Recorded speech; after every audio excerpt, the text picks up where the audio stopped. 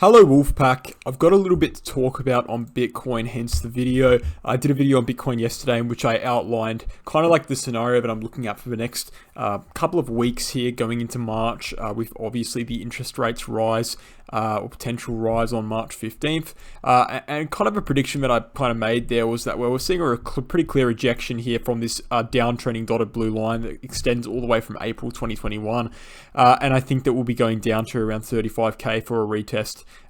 And that's kind of all I can give you at this point in time before discussing the next move. Now, has that changed? Not necessarily. Nothing really too convincing has happened in the short term. That has kind of told me that that's going to be the difference here. Not only we're rejecting from that dotted blue line, but we're also rejecting from a 21-week EMA, which is a major resistance zone that I've started using recently. I'm going to show you a monthly chart in a second in which that is the topic of analysis, and then also the 50. So both of those two things. So we've got three major zones of rejection that we rejected off on that candle, and also extending upon that.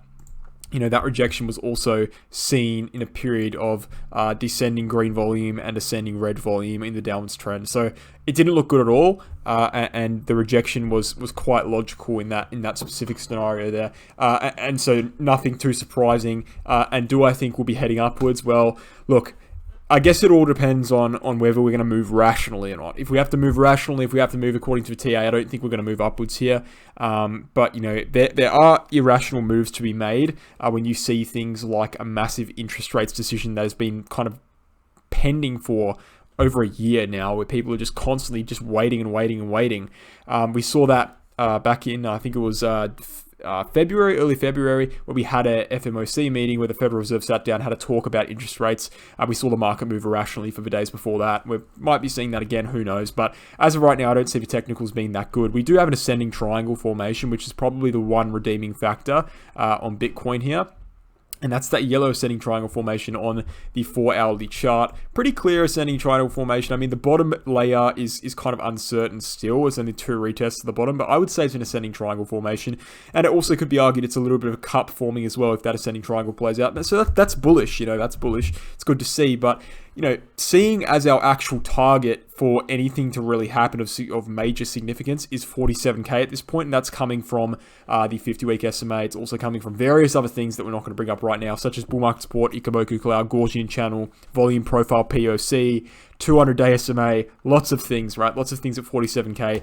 I just don't see a break above 47k at this point. Even if we break this ascending triangle to the upside, which is, for sure a possibility, 100% a possibility. We're looking at, let's see if we break it from there. We're looking at a retest of, pretty much a retest of 47k, right? Which is interesting, right? Because that is the zone in which we need to break to be bullish. And so that triangle would suggest 47k retest. But, take it with a grain of salt. We'll see what happens at the end of the day. I think we are in the logarithmic chart as well. So let's just actually redo that there. That might have been a bit wrong there. We're on logarithmic by accident. Let's bring that back up. I was going to say, it looked a bit weird. Yeah, so that will bring us to the doorstep of 47k. And it will actually retest this uptrending blue dotted line here. So that's if we break it to the upside, which again, it's not even certainly an ascending triangle formation. What I'm seeing right now is actually suppression below the 21-week EMA in this ascending triangle formation, well, supposed ascending triangle formation. I'm also seeing descending volume on the green candles as well. So it honestly just doesn't look too good. Even if we break to the upside, very unlikely we'll make some real progress. And even if we do make some real progress, we've got a lot of things to be waiting out for in terms of interest rates, in terms of Russia and Ukraine. A lot of risk in the market right now. But ultimately, the new piece of evidence that I wanted to provide for this big video, because I don't want to go over the same stuff over and over again, right? The new evidence that I want to provide for this video, and the new chart that I've been looking at recently that not a lot of people would be looking at. I saw this and I was scrolling through Twitter and I saw something similar to this chart.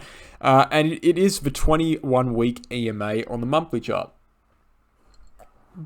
Okay, and the monthly chart, generally speaking, is a pretty rough indicator of actual trend direction. It's a bit of a longer term time frame. It doesn't really give you the best idea. You shouldn't really be trading based off the monthly chart. But regardless of that fact, we have seen a bearish MACD cross on the monthly chart, which is of course bearish. And it's worth noting we've only ever seen bearish MACD crosses on the monthly chart during the beginning of bear markets, right? So that's in 2014, that's in 2018, and that's now as well, because this is of course a bear market at this point.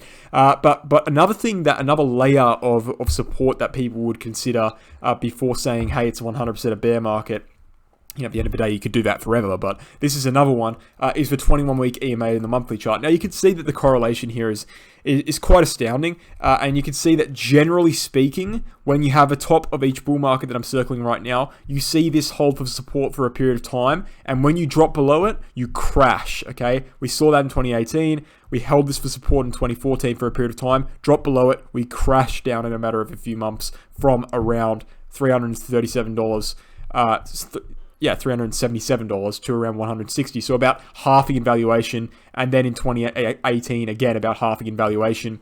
If we were to do that again, crash below it here, if we were going to continue that trend of halving in valuation, we'd be put around 18K. I don't think we're going to go to 18K though. I think we're going to go to the 21-week EMA. Sorry, the 200-week SMA, which is about 20K currently. So I'm thinking that's going to be at around 22K to 24K by the time we get there. But the point is, and the reason why I'm kind of telling you all this is because, well, this is something you should be watching as well. And the monthly candle is closing in 14 hours. Basically, we need to be closing above 36,700 in order to maintain this line. Do I think that will happen? I think it's very possible. We're at 38,300 now. It doesn't say it on this chart, but if I looked at the actual updated chart, 38,300. So yeah, it's very possible we hold it again, but that doesn't mean we're going to bounce off of it, right? Because in 2018, at the end of the day, we held it for 5, almost 5 months before dropping below it. And in 2014, we held it for again, 5 months before dropping below it. So just because we close above it doesn't necessarily mean that we're going to bounce. It just means we might just lurk for a little bit longer in this region.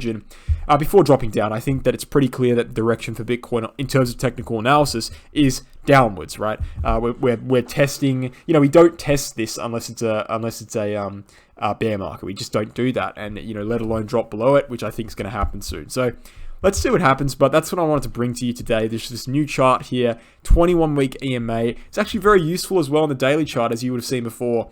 Very useful indicator, kind of sticks for support in a lot of trends, and when you drop below it, you usually see quite a distinguished bounce, a distinguishable bounce, sorry. So, check that out. Monthly chart, we're going to be watching on that. That's around 36.7K. Let's watch it. Let's see what happens in 14 hours. Thanks for watching, guys. Hope you enjoyed, and I'll catch you in the next video.